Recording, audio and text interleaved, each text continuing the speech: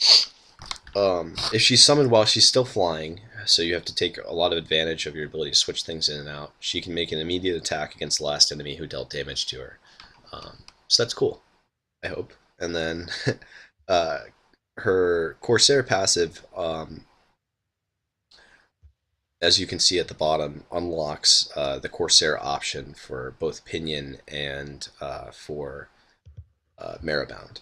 So the Corsair passive for Pinion is that when the ability resolves first on the stack, she can leave the battlefield until the beginning of your next turn and replace herself with another one of your mounts. So she can switch herself in and out and make use of that fly ability that she has.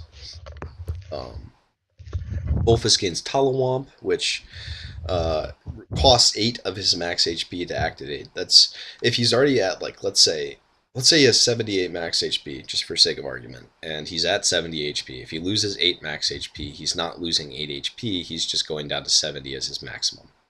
So this doesn't really hurt him necessarily, it just hurts his ability to go back up to full health, have that total be high. Um, so it's an active. Bolfus is rooted until the beginning of your next turn. Abilities which would move him or the Cavalier during that time are cancelled, so your mobility charges would be cancelled. But abilities cancelled in this way are consumed and converted into stacks of bulk. Bolfus may activate a stack of bulk as a free active to split the next instance of damage dealt to him equally between the enemy front row and himself as direct damage. So he can kind of use your movement abilities to get bigger and also to deal damage if he has to. Then, yeah, getting bigger for Bolfus for his Devourer passive gives him +1 HP regen. Um, per stack, which is pretty nice if you're getting a whole bunch of stacks of bulk. Um, you trade off max HP for regeneration, which is, I think, pretty good for a tank, but we'll have to see if it carries through in playtesting. And then Garsail's abilities are Wickshifter, which is an active. It extinguishes blaze stacks, so they go away. They're consumed, and then each enemy on the row with the most blaze stacks receives damage equal to the total number of blaze stacks currently on that row. So you're getting rid of blaze stacks to deal damage equal to blaze stacks, which is a balancing factor. But the second part, if 2 or more rows are tied for the most stacks, the effect takes place on all rows that are applicable. Um, Basically, what you can do is if you're managing your stacks really well, you can hit every single row with this ability on the enemy side, which could be pretty cool. And then Smolder Spawn is a passive which allows the other mounts to extinguish blaze stacks and manage them, get them to the totals you want um, when they attack. And whenever the third blaze stack is extinguished in this way, you can resummon Garsail back in.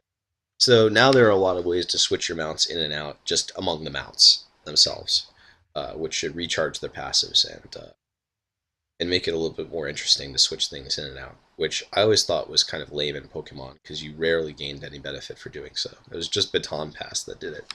I wanted to have that sort of Baton Pass mechanic be a crucial part of how the kit operated. To me, it felt more fun that way. I'm getting blown up on Skype. Uh, so that's all the mount stuff. Rank 8 is Terminus. It upgrades the ability Outride, which is the first ability in the kit. Doesn't cost any more. So you're still getting your mobility charge. If an enemy possesses, the enemy who you're attacking possesses an objective charge, you can attack them again, which would stack up their objective charge relatively quickly. Then if you're on the front row when you activate this ability, you can expend your mobility charge and then gain another one. So you can hop your way back to the back row and then charge forward with Severender fairly quickly, which is what the ability is trying to do. Rank 9 is Manticore, which makes it so that your mount can attack with you as a free active on the first attack that you make from the front row each combat cycle. So you have to be on the front row to get this benefit, but basically your mounts attack twice as frequently, which is really good for Garsail, and pretty good for the other mounts too, because they do a little bit of damage. I mean, hopefully they're not doing a ton of damage to a tank or something like that. We'll balance it so they're not, but they should be an ample part of the amount of damage you're able to do on a turn. And then rank 10 is Ruin. It's a passive. If at any time one of your mounts would receive lethal damage, you may apply a permanent objective charge to the enemy that last dealt damage to that mount. This charge follows all the rules of Realm Guard, except that targeting another enemy does not transfer the objective charge in any way or reset its current tier. So basically, when your mounts die and die permanently for the rest of the battle, you get to put out extra objective charges. And usually, I didn't want to go into too much of the lore of the character, but I think it's important to here. For a character, or sorry, for a player who's young, who's just coming to the class, this ability feels like an opportunity for them to take revenge or take vengeance upon um, someone who would kill their mounts. Like they really care about their mounts at this point. And the Cavalier as a character is pretty selfish. Actually, he's designed to be that way, to make you play in that way, um, by having you attack the same enemy each time instead of attacking probably the best target. But um, anyway, when your mount dies, it should be kind of sad for that kind of player, and they'll use these objective charges as an opportunity to go after the person that did that. Whereas a player who's a bit older and is coming back to the genre after a long time of not playing, or feels like they may have been aged out of the genre or something, someone who's a bit more cynical could approach the ability in a different way. Uh, they might tactically sacrifice their mounts to proliferate objective charges out to further whatever their goals are. And so we hope that as the game progresses, the Cavalier will be able to do that in two ways as well.